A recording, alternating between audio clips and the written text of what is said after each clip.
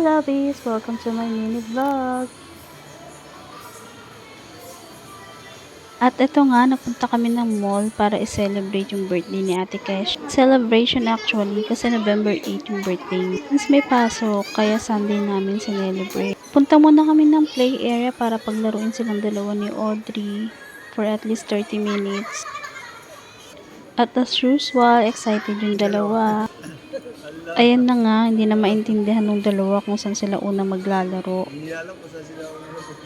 Bihira lang pala namin gawin to kapag may mga okasyon lang, katulad ng birthday ng biyanan ko o ng mga bata.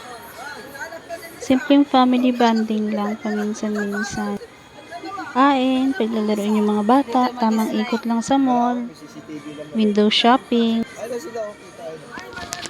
Ayan nga pala si Ate Kesha, yung nasa taas na. Tapos, si Audrey yung isa. Yung mama at papa na lang pala nila yung sumama sa kanila sa loob ng play area. Tapos kami tatlo ng biyanan ko at ni Josawa, naghintay nilang sa labas. Total, nakikita rin naman namin sila. Nakakatuwa talaga silang panoorin pag ganyan.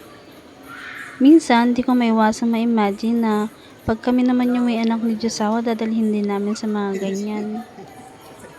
Hindi ko rin maiwasan na minsan napapatanong ako ng Lord, kailan mo ba ibibigay?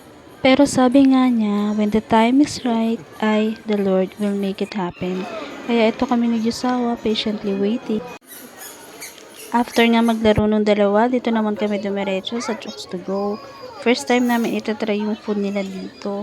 Okay naman, 8 out of 10. In-order nga pala namin yung pepper roast chicken nila, fries, mug cake, sisig, at saka yung kare-kare. Tapos after kumain, ito hinihintay lang namin si Josawa kasi nag-CR siya. Naglaro muna saglit yung dalawa dyan. Dito nga pala yan sa SM Fairview.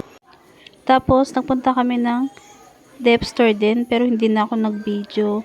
Ito, nagtingin-tingin lang din kami dito sa Payless para humanap ng black shoes ng dalawang bata. Ayun lang. Thank you for watching.